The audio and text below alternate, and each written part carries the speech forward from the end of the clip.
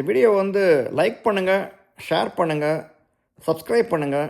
Like பண்ணும்போது எல்லாரும் பேருக்கு போய் சேரும் இந்த வீடியோ. தமிழ்நாட்டுல ஏதாவது மாற்றம் வருமான்னு கேட்க நீங்க முன்னாடி சொல்லுங்க.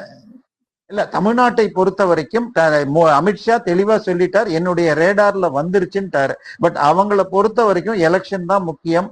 பிப்ரவரி மாதம் 5 ஸ்டேட்ல வருது, யூபி, உத்தராஞ்சல், உத்தராகண்ட், பஞ்சாப்ல. சோ அதுக்கு முக்கியத்துவம் கொடுப்பாங்க. எனக்கு வருகின்ற தகவல்கள் தமிழகத்தின் நயினார் நாகேந்திரன் கவர்னராக, அது கேரளாலாம் சொல்றாங்க, கேரளா கொடுப்பாங்களான்னு தெரியாது, கவர்னராக மாற்றி அந்த போஸ்ட்ல இளைஞர்கள் யாரையாவது கொண்டு வருவாங்கங்கிறாங்க. அஸ்வத்தாமன், வினோத் செல்வம், எஸ்ஜி சூர்யா, ஆனந்தன் அமிர்தன், அந்த 4 பேர் அடிபடுகிறது. சர்ப்ரைஸாக மா வெங்கடேசன் பேரும் வருகிறதுன்னு சொல்றாங்க. சோ இந்த 4-5 பேர்ல யாராவது வரக்கூடும். பட் என்னை பொறுத்த வரைக்கும் இப்பொழுது தாவேகா வெர்சஸ் அதர்ஸ்னு போயிடுச்சு. இன்னைக்கு திமுகவுடைய ஓட்டும் 24% தான் உதயசூரியன்ல, அதுல 6 சீட்ல ஜெயிச்சது மத்த கட்சி எம்எல்ஏக்கள். அதிமுக 21% தான். சோ 2 கட்சியும் சேர்ந்து 40% கீழே போயிடுச்சு. அதாவது நேரடி இரட்டையிலை உதயசூரியன். சோ இவங்க எல்லாம் என்ன பண்ணுவாங்க, இத்தனை சீட்டு காங்கிரஸ் கொடுக்கூடாது, இத்தனை சீட்டு பிஜேபி கொடுவாங்க, நீங்க சின்ன சீட்ல உங்களால ஜெயிக்க முடியல. இன்னும் சொல்ல போனால் திமுகவில் 15 அமைச்சர்கள் தோற்றார்கள், இன்க்ளூடிங் கொளத்தூர். அதுல ஒருத்தர் முத்துசாமி மட்டும்தான் அதிமுக இருந்து வந்தது. அதிமுக இருந்து வந்த 15-16 பேர் ஜெயிச்சிட்டாங்க.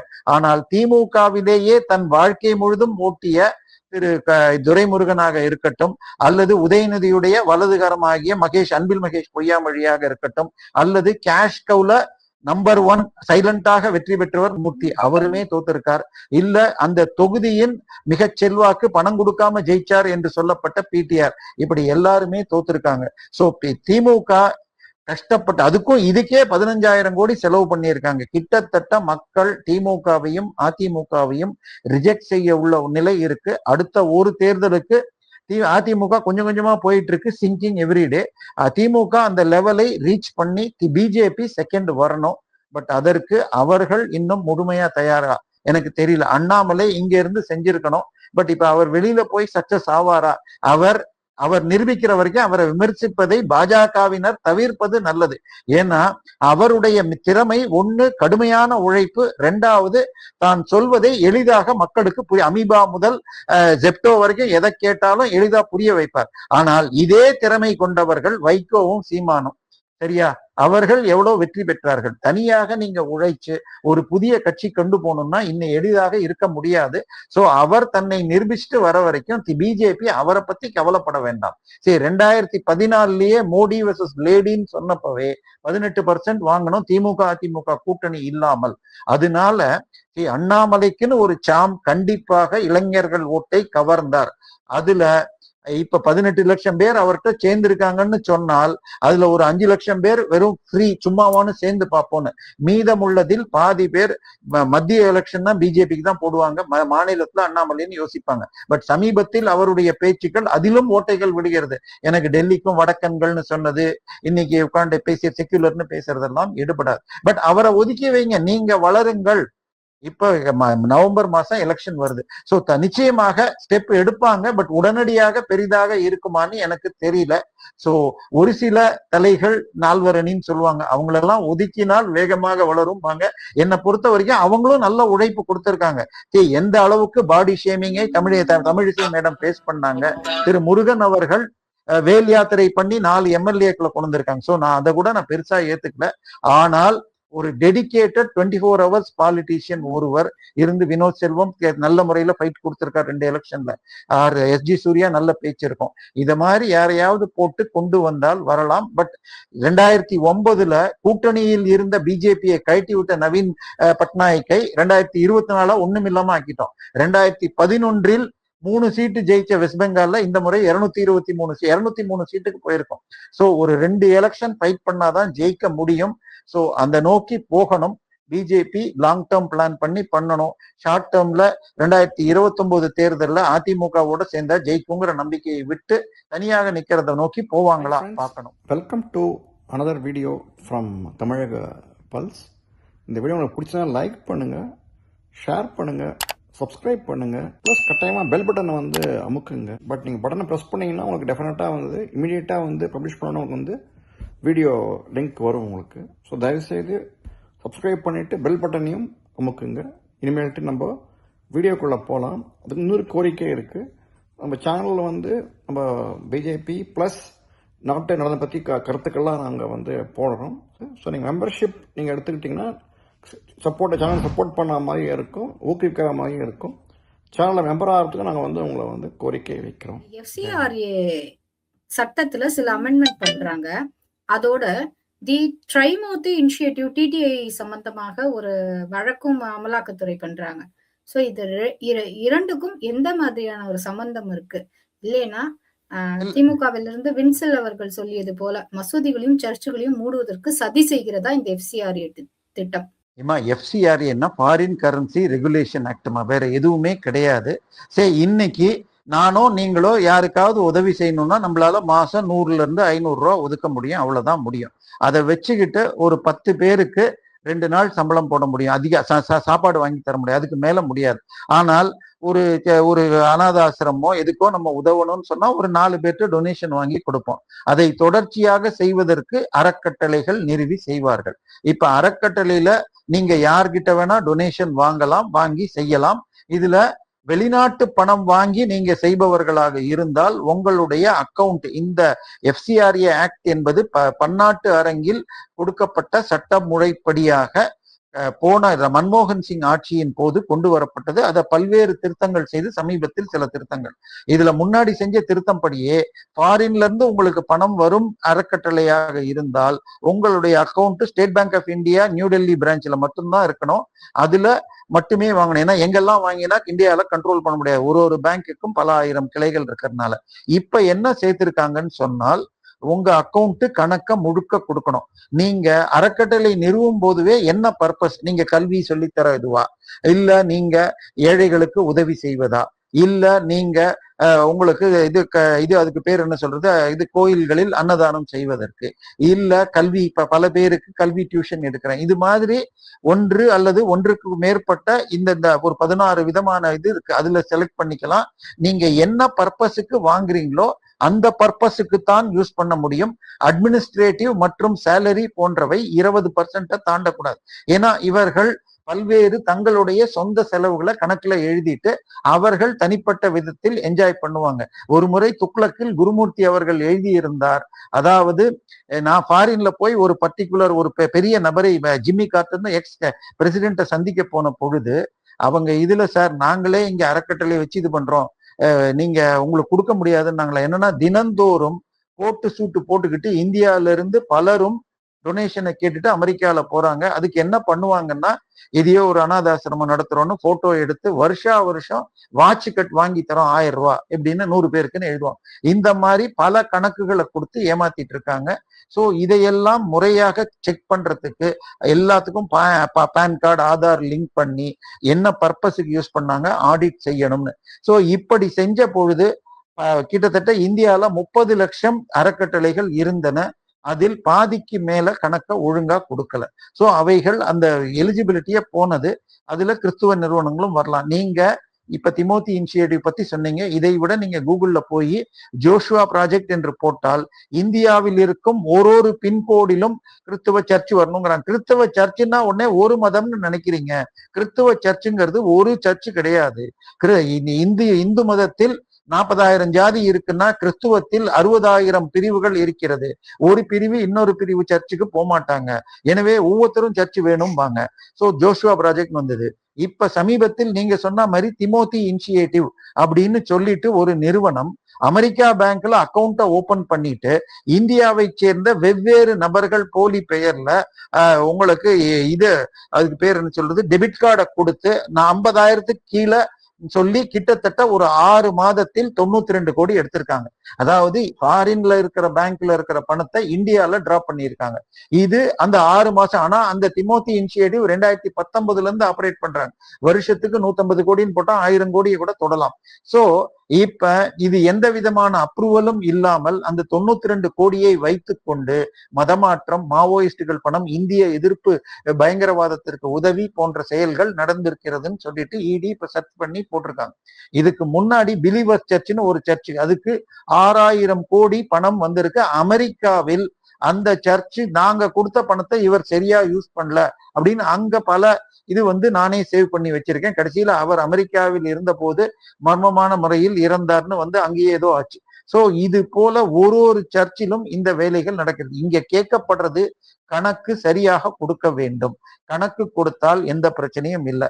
இன்னொன்னு, நாங்கள் பள்ளிகள் நடத்துகிறோம், ஸ்கூல் எல்லாம் மூடிடுவோம். தயவு செய்து எனக்கு எத்தனை ஸ்கூலு உங்க பணத்துல இல்ல டொனேஷன்ல நடக்குதுன்னு பாருங்க. எய்டட் ஸ்கூல் என தமிழகத்திலோ இந்தியாவிலோ இருக்கும் 99% பள்ளிகள் தமிழக அல்லது இந்திய மக்கள் இந்துக்கள் வரி பணத்தில் நடக்கிறது. சம்பளம், பில்டிங் எல்லாத்துக்கும் கவர்மெண்ட் செலவு கொடுக்குது. நம்ம வரி பணத்துல நம்மள மதம் மாத்துறாங்க. சோ இதுக்கு இந்த டொனேஷன் யூஸ் பண்ணல. சோ நீங்க யூஸ் பண்றது ஃபுல்லா பைபிளை பிரிண்ட் அடிச்சு கொடுக்கறது மதம் மாற்றம் செய்யும் வேலைகள். இதற்கு சர்ச்சு கட்டுறதுக்கு நீங்க டொனேஷன் வாங்கி எவ்வளவு எதுக்கு வாங்குனீங்கன்னு கணக்கு கொடுத்தா கட்டலாம், அதுல எந்த பிரச்சனையும் இல்லை. ஆனா தெருவுக்கு தெரு கட்டுவேன்னா தான் பிரச்சனை.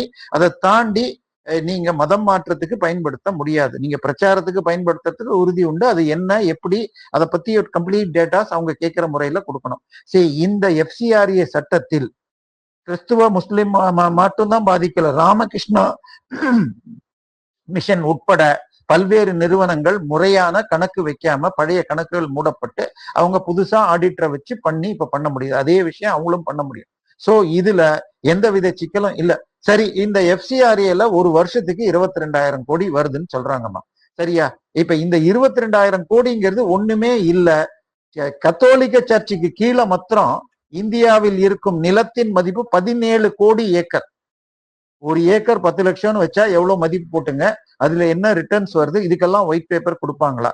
CSI சர்ச் தமிழ்நாட்டுல அவங்க ஒழுங்காக, CSIங்கிறது தென்னிந்தியா முழுக்க, சர்ச் ஆஃப் சவுத் இந்தியா, அவங்க பிஷப் தேர்தல்களை ஒழுங்காக நடத்தலன்னு கேஸ் போட அவர்களுடைய ஹைகோர்ட் ஆர்டர் படியாக 2 உயர் நீதிமன்ற ஓய்வு நீதிபதிகள் 10 லட்சம் ரூபாய் மாச சம்பளத்துல நியமித்தார்கள். ஒவ்வொரு மாவட்டத்திற்கும் 3 லட்சம் ரூபாய் சம்பளத்துல மாவட்ட நீதிபதிகள் போட்டாங்க.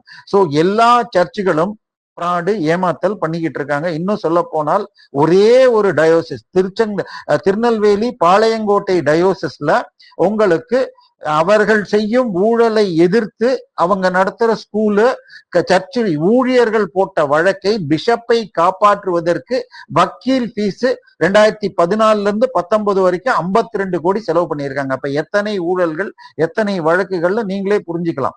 கோயம்புத்தூர்ல ஒரு பாதிரியார், ஐயா எனக்கு சம்பளம் 25,000 15,000 கொடுக்குறீங்க, மாசம் 1,500 PF கட் பண்றீங்க, ப்ராவிடன்ட் ஃபண்ட், இது பார்ட்டி ஃபண்ட் இல்ல, இந்த ப்ராவிடன்ட் ஃபண்ட் கட்டினதுக்கு ஆதாரம் கொடுங்க, என் அக்கௌண்ட் நம்பர் கொடுங்கன்னு 3 வருஷம் ஃபுல்லா ஃபைட் பண்ணி 4வது வருஷம் புதிதாக அக்கௌண்ட் ஓபன் பண்ணி 2 மாசமா போட்டு அவருக்கு அந்த பாஸ்புக்கை கொடுத்தாங்க. சோ 3 வருஷமா மத்தவங்க யாரும் கேட்காம இவர் கேட்டதால் அப்பதான் வந்திருக்கு. குறைந்தபட்சம் 25 கோடி PF ஊழல் கோயம்புத்தூர் டயோசிஸ்ல மாத்திரம் நடந்தது. இதே மாதிரி ஒவ்வொரு ஊர்லயும் இருக்கலாம். இதையெல்லாம் இன்னைக்கு வரைக்கும் தமிழக அரசு தெரிஞ்சு ஒன்னும் பண்ணல. அதுல ஒரு கைதுகள் கூட நடக்கல. சோ சர்ச் என்பது ஏமாற்றுபவர்கள், கொடியவர்களின் கூடாரமாக இருக்கிறது. கடந்த 3 வருடத்தில் குறைந்தபட்சம் 4 ஹைகோர்ட் தீர்ப்புகள் படியாக சர்ச் சொத்துக்களை பாதுகாக்க இந்து சமய அறநிலைத்துறை அல்லது வக்ஃப் வாரியம் போல ஒரு வாரியத்தை நிறுவுங்கள்னு சொல்லி ஹைகோர்ட் தீர்ப்பு கொடுத்தும் தூங்குகிறார்கள்.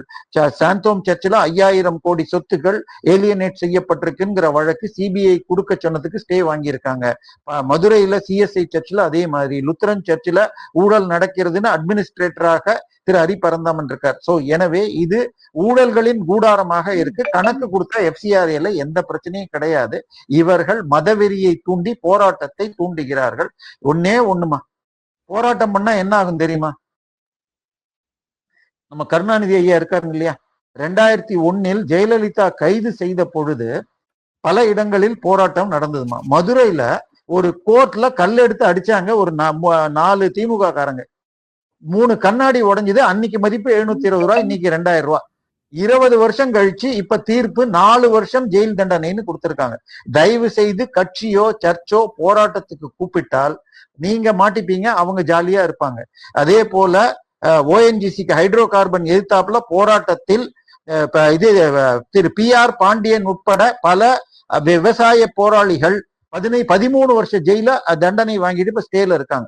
சோ இந்த போராட்டங்கள் என்பது அரசியல்வாதியுடைய லாபத்திற்கும் சர்ச் கொள்ளையர்களின் லாபத்துக்கும் பொதுமக்கள் ஆதரவு கொடுக்க வேண்டாம். கணக்க கொடுங்க ஐயா, இவ்வளவுதான் கேக்குது.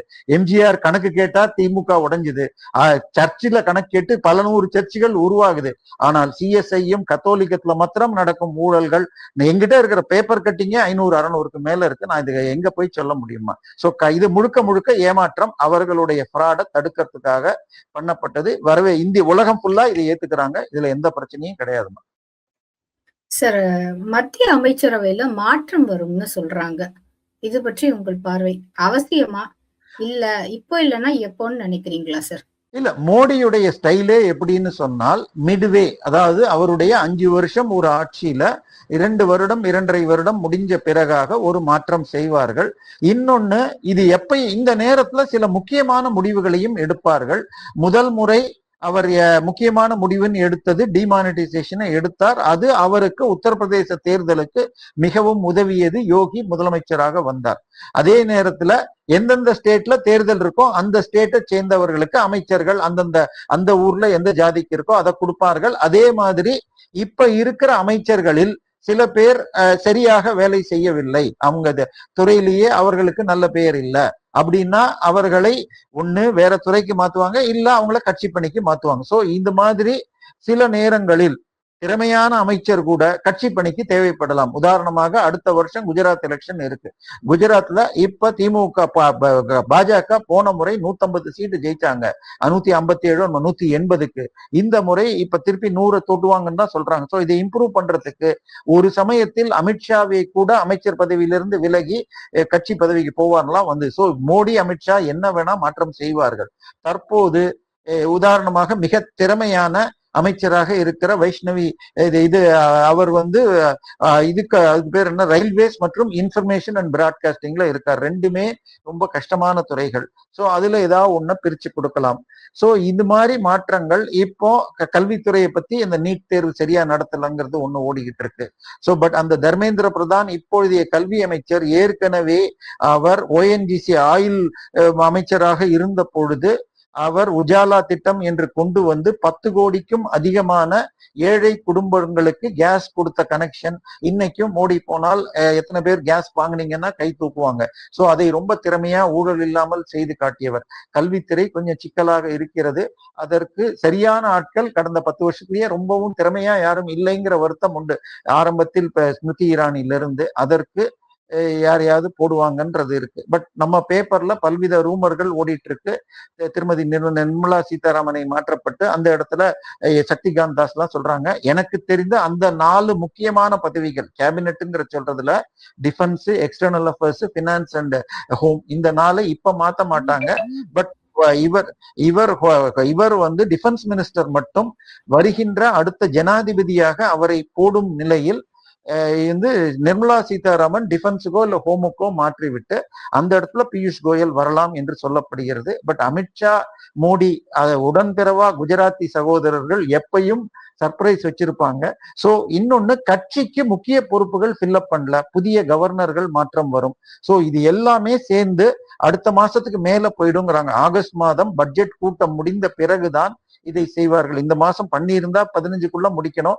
மோடி 3 நாள் இப்ப திருப்பி வெளிநாடு போயிட்டார். அதனால இப்ப பார்லிமெண்ட் 18ஆம் தேதி கூடுறதுக்கு முன்னாடி இதை செய்வதாக இல்லை. சோ அடுத்த மாசம் செய்வாருங்கிறாங்க. மோடி சில மாற்றங்கள் அவசியம் தேவை. மோடி, அமித்ஷா அவர்கள் ஒரு ஃபுல் டைம் பொலிட்டிக்கல் 24 ஹவர்ஸும் பாலிடிக்ஸ்ல இருக்கிறவங்க. சோ எதை செஞ்சா எப்படி பண்ணணுங்கிற ஃபீட்பேக்கோட பண்ணுவாங்க. தமிழ்நாட்டுல மாத்திரம் நம்ம எதிர்பார்க்கிறது நடக்கல, மற்றபடியாக இந்தியா ஃபுல்லாக அவர்கள் வெற்றி பெற்று வருகிறார்கள். ஏன்னா இங்க அவங்க வந்தப்போ 12 ஸ்டேட்ல இருந்தது, இன்னைக்கு 21 ஸ்டேட்ல பிஜேபி ஆட்சி இருக்கு. சோ அதனால அடுத்த கேள்விக்கு நீங்க இப்பயே பதில் சொல்லிட்டீங்க சார். இதெல்லாம் சொல்றீங்களே, தமிழ்நாட்டுல ஏதாவது மாற்றம் வருமான்னு கேட்க நீங்க முன்னாடி சொல்லுங்க. இல்ல, தமிழ்நாட்டை பொறுத்த வரைக்கும் அமித்ஷா தெளிவா சொல்லிட்டார், என்னுடைய ரேடார்ல வந்துருச்சுட்டாரு. பட் அவங்கள பொறுத்த வரைக்கும் எலெக்ஷன் தான் முக்கியம். பிப்ரவரி மாதம் 5 ஸ்டேட்ல வருது, யூபி, உத்தராஞ்சல், உத்தராகண்ட், பஞ்சாப்ல.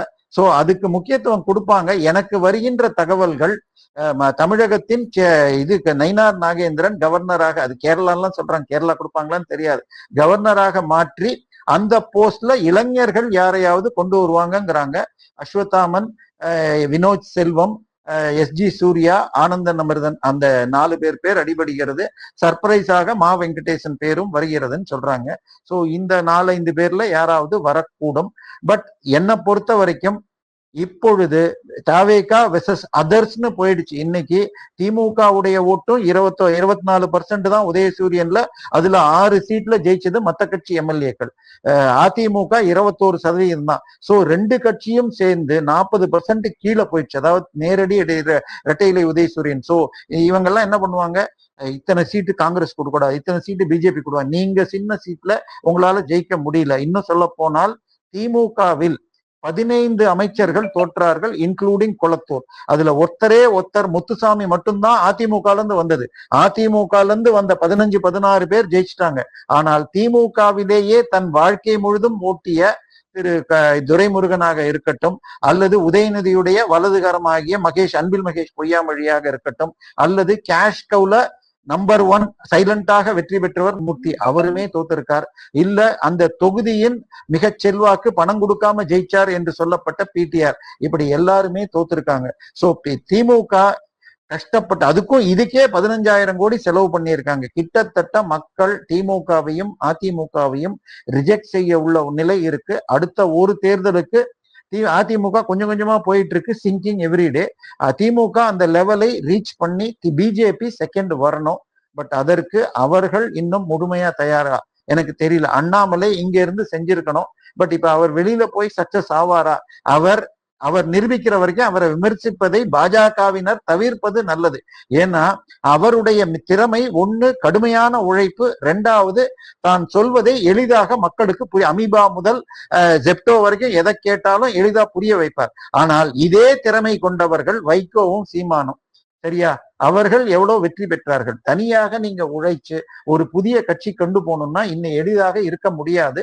சோ அவர் தன்னை நிரூபிச்சுட்டு வர வரைக்கும் பிஜேபி அவரை பத்தி கவலைப்பட வேண்டாம். சரி, 2014லயே மோடி வெர்சஸ் லேடின்னு சொன்னப்பவே 18% வாங்கணும் திமுக அதிமுக கூட்டணி இல்லாமல். அதனால அண்ணாமலைக்குன்னு ஒரு சாம் கண்டிப்பாக இளைஞர்கள் ஓட்டை கவர்ந்தார். அதுல இப்ப 18 லட்சம் பேர் அவர்கிட்ட சேர்ந்திருக்காங்கன்னு சொன்னால் அதுல ஒரு 5 லட்சம் பேர் வெறும் ஃப்ரீ சும்மாவான்னு சேர்ந்து பார்ப்போன்னு. மீதமுள்ளதில் பாதி பேர் மத்திய எலெக்ஷன் தான் பிஜேபிக்கு தான் போடுவாங்க, மாநிலத்துல அண்ணாமலைன்னு யோசிப்பாங்க. பட் சமீபத்தில் அவருடைய பேச்சுக்கள் அதிலும் ஓட்டைகள் விடுகிறது. எனக்கு டெல்லிக்கும் வடக்கன்கள்னு சொன்னது, இன்னைக்கு உட்காந்து பேசிய செக்யூலர்னு பேசுறதெல்லாம் எடுபடாது. பட் அவரை ஒதுக்கி வைங்க, நீங்க வளருங்கள். இப்ப நவம்பர் மாசம் எலெக்ஷன் வருது. சோ நிச்சயமாக ஸ்டெப் எடுப்பாங்க. பட் உடனடியாக பெரிதாக இருக்குமான்னு எனக்கு தெரியல. சோ ஒரு சில தலைகள் நால்வரணின்னு சொல்லுவாங்க, அவங்களெல்லாம் ஒதுக்கினால் வேகமாக வளரும் வாங்க. என்னை பொறுத்த வரைக்கும் அவங்களும் நல்ல உழைப்பு கொடுத்திருக்காங்க. எந்த அளவுக்கு பாடி ஷேமிங்கை தமிழிசை மேடம் பேஸ் பண்ணாங்க. திரு முருகன் அவர்கள் வேல் யாத்திரை பண்ணி 4 எம்எல்ஏக்களை கொண்டு வந்திருக்காங்க. சோ நான் அதை கூட நான் பெருசா ஏத்துக்கல. ஆனால் ஒரு டெடிகேட்டட் 24 ஹவர்ஸ் பாலிட்டிஷியன் ஒருவர் இருந்து வினோத் செல்வம் நல்ல முறையில ஃபைட் கொடுத்திருக்கார் 2 எலெக்ஷன்ல. எஸ்ஜி சூர்யா நல்ல பேச்சு இருக்கும். இத மாதிரி யாரையாவது போட்டு கொண்டு வந்தால் வரலாம். பட் 2009 கூட்டணியில் இருந்த பிஜேபியை கழட்டி விட்ட நவீன் பட்நாயக்கை 2024 ஒண்ணும் இல்லாம ஆக்கிட்டோம். 2011 3 சீட்டு ஜெயிச்ச வெஸ்ட் பெங்கால்ல இந்த முறை 223 சீட்டுக்கு போயிருக்கும். சோ ஒரு 2 எலெக்ஷன் ஃபைட் பண்ணாதான் ஜெயிக்க முடியும். சோ அந்த நோக்கி போகணும். பிஜேபி லாங் டேர்ம் பிளான் பண்ணணும். ஷார்ட் டேர்ம்ல 2029 தேர்தல்ல அதிமுகவோட சேர்ந்தா ஜெயிக்குங்கிற நம்பிக்கையை விட்டு தனியாக நிக்கிறத நோக்கி போவாங்களா பார்க்கணும். சார் ரொம்ப நன்றி சார். இத்துணை நேரமும் அழகாகவும் தெளிவாகவும் நிறைய விஷயங்களை எங்களுக்காக எடுத்து சொன்னீங்க. எஃப்சிஆர்ஏனா என்ன, அது என்ன சொல்லியிருக்காங்க, ஆல்ரெடி இருந்தது தாங்க. இப்ப உங்ககிட்ட வெறும் கணக்கு தான் கேட்டிருக்காங்க. மடியில கனம் இல்லைன்னா வழியில என்ன பயம், கணக்கு தானே கொடுத்துட வேண்டியது தானே அப்படிங்கிற ஒரு விஷயத்தையும் நீங்க கணக்கை கொடுக்கலாங்கிறதுனாலயே மக்கள் கிட்ட ஏமாத்தி இதை மூடிடுவாங்க அதை மூடிடுவாங்கன்னு சொல்லாதீங்க. கணக்குல கொடுக்கப்பட்ட விதிகளுக்கு புறம்பாக நேஷனல் செக்யூரிட்டிக்கு அச்சுறுத்தும் வகையில் செயல்பட்டதாலேயே இதெல்லாம் தணிக்கை செய்ய வேண்டிய அவசியத்திற்கு நாம் உள்ளாகிறோம். இது ஒரு நல்ல முயற்சி. இதுக்கு நம்ம எல்லாருமே ஆதரவு தரணும் அப்படிங்கிற ஒரு விஷயத்தையும் தொடர்ந்து இங்க என்ன நடந்திருக்கு, கரூர்ல என்ன மிச்சம் கணக்கு இருக்கு, அன்னைக்கு அந்த 41 பேர் இறப்பு, அன்னைக்கு அவர் செய்தது என்ன, இன்னைக்கு அவர் செய்வது என்ன, இந்த இடத்துல நம்ம பிரச்சனை இல்ல அப்படின்னா நம்ம இன்னும் அந்த இடத்துல ஃபேஸ் பண்ணிருக்கணுமே ஒழிய இப்படி வீட்டுக்கு வந்து கூப்பிடுற அளவு வச்சிருக்க கூடாது. ஆல்ரெடி இவங்க மேல எல்லாம் கேஸ் இருக்கு. ஏற்கனவே நம்ம நல்லா தெளிவா சொன்னோம். ஜூன் 22ஆம் தேதியே 10 தாவேகா எம்எல்ஏக்கள் வெளியில போவாங்க, அதற்கான முயற்சிகளை எல்லோரும் முன்னெடுக்கிறார்கள்னு. ஆனால் திமுக ஆட்சிக்கு வரும்போது 2021 அதிமுகவில் ஊழல் செய்தவர்கள், ஜெயலலிதாவின் மரணத்திற்கு காரணமானவர்கள் கைது செய்வோம் அப்படிலாம் சொல்லி வந்தாங்க. ஆனா ஒண்ணும் செய்யல.